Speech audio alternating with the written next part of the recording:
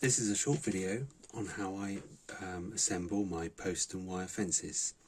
So the posts are the 3D printed they're supposed to be like 3 foot tall, so I think they're 13mm or maybe a metre tall, so 13mm.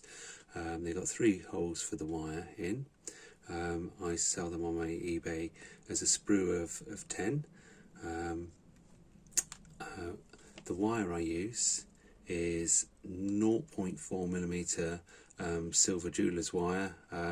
It was cheap, and that kind of met my needs. I will need some super glue, and I will need a spacer. I expect some tweezers will be useful, and I've got a pin vise with a 2mm drill. Now I've set this little board up. It's got a little bit of my normal kind of soil, which is filler and limestone dust added to it. So what we're going to do first of all is we are going to use the little spacer to work out where, this is probably, yeah, that's fine, where I'm going to put the next hole.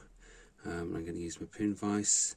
So you probably, if you're doing something prototypical, you probably will want to, oops, get out of the way, actually make a, let's try and get my hands out of the way of the light, make a spacer that actually represents prototypical spacing between the posts. I'm just making this little diorama just for showing this off, and also later on hopefully I'm going to show how I create my hedges as well. So these drills I got are awful. They're cheap ones off eBay. I got there's about 30 of them, all different sizes, but if you look at the end, they are barely ground in the correct shape. So I might just have to try and give it a bit more force a sec, just to try and have a fighting chance of actually getting into the soil. When I say into the soil, I actually mean into the wood. Right, so I don't know if you can see I've got a little hole there now. So probably want a knife as well. Forgot that in the tools. So I'm just going to cut one of the posts off the sprues. So these posts I've already painted my normal kind of wood type of way, which is burnt umber, and then a little bit of dry brushing with a mix of burnt umber and grey. Right, I'm just going to trial fit to make sure it's okay. Seems to be alright, lovely jubbly. I've just been using a bit of super glue. I'm sure there's probably better glues for the job, but a little blob of super glue seems to work quite well for me, and I have some handy, so I will use that. So when I put it in, obviously I want to make sure I keep the orientation of the little holes lined up. Try and keep it fairly upright as well, and just let that go off. And what I'll do now is I will put the remainder of the posts in, and then we'll come back to looking at how I do the wire for the wiring posts. Now I've got to the end, but there is one thing I do like to do. On the ends of posts, and occasionally, I like to have a bracing post, which is at a slight angle. So what I'm going to do is I'm going to run my little, I've got another smaller drill here, and I'm just going to, I don't know if you can see the angle of it, I'm just going to force the angle very slightly, because obviously these are plastic posts. So you can see I'm no longer square in there. I have made it a very slightly diagonal angle. You've got to go careful, you don't want to come out the sides, but just a little bit. I'm kind of bending it a little bit there, but let's try and, I don't know, hopefully you can see that that's no longer square, probably like maybe 10 to 15 degrees off, maybe a little bit further off square. And I'm going to set this one in. I've got to make sure I don't lose the orientation when I glue it, actually, because the last thing we need to do is actually reverse it the wrong way and put the angle on and then glue it in the wrong direction. So that's the angle I want. So I need to keep this orientation and not lose, oops, try and get it to focus. Come on, focus. A little blob in there, and a little tiny blob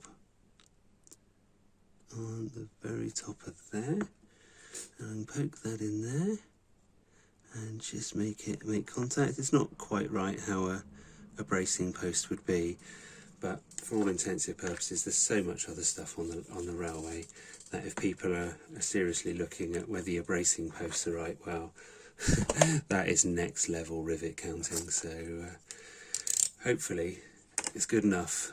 It's certainly good enough for me anyway. Right, so the next job we need to do, if I get rid of that tissue, is I need to cut some wire. So this is the 4mm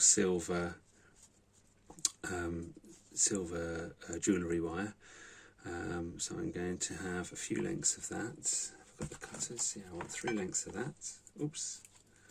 So we'll just put a little snip in there. I'm not going to get too bent out of shape over this, just because this is only a demo piece.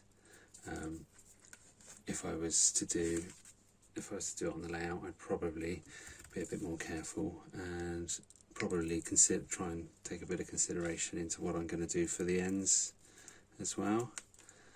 But I think this will work just to get the overall effect. Right, let's just try and make sure that's the same length or somewhere thereabouts. It's a bit of a fight with these wires. The reason why I prefer this wire over fishing wire, I've used fishing wire before when I was a teenager, or sort of pre-teen and teenager, and I found it was an absolute pain. This is a little bit stiffer, so hopefully it will make life a bit easier. So I don't know if we can see, maybe if I can bring that up, we might be able to see. So we're going to go in the bottom hole first, and I'm going to pick up that bottom hole. You see, because we ovalized it slightly, it actually slides straight through, even though the pitch will be slightly different. Right, we're onto using the tweezers now. Oops. This is where I find that actually the one post I've chosen to fit hasn't got a hole all the way through for some reason, and it's blocked inside of the resin. No, it's fine. There we go. That is the only risk with these. Possibly, if you really wanted to be safe, you'd go and run a little drill through first of all. It's a bit of a tedious process. You're not going to see because my hand's in the way. Right, just spotted my hand's in the way. Really sorry there. Let's see if I can turn around that way and do it through there. That's probably a bit better. If I can get this through. Is that another one that the hole is slightly blocked? Yeah, the trouble is the resin does feel like I've got some rubbish on me tweezers. I guess that's from something I was doing the other day. Right, we'll keep going. Anyway, you get in the picture. What I should do is I should pause this while I force these through. Yeah, I probably should have just checked. Should have run me little drill in the pin vise through the holes first, because this is fun. Anyway, I should be back shortly. Okay, so here we are with all the wires poked through. I'm not going to lie to you, a couple of the holes were still full of resin. Probably should have drilled them out first before poking them in. So they did require a bit of poking through. Got there in the end without snapping any of the posts, but I mean that's fine because it's on here. But I would suggest probably on your layout you would probably want to drill them through, just make sure they're clear first. Another thing I've done, you can see there on the ends, that I've just folded a little return on. Yeah, it's not prototypical, but again, it's such a small little thing. I mean, you know, you might want to make sure that you do wire this up exactly as a real fence would be wired, or you can just go for the general sort of appearance, which is pretty much what I've gone for here. That end, obviously, it's just, I've just turned them down so they don't poke me in the finger really, but you probably want to do something neat at either end as well. So that's pretty much fitting the fence.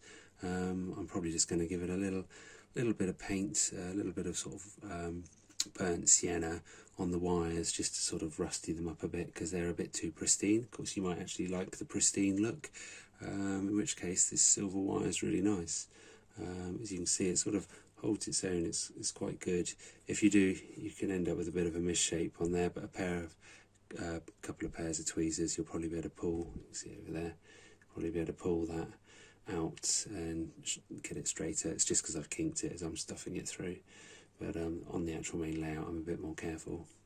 Okay, right, you join me again in a minute once I've thrown some paint on it.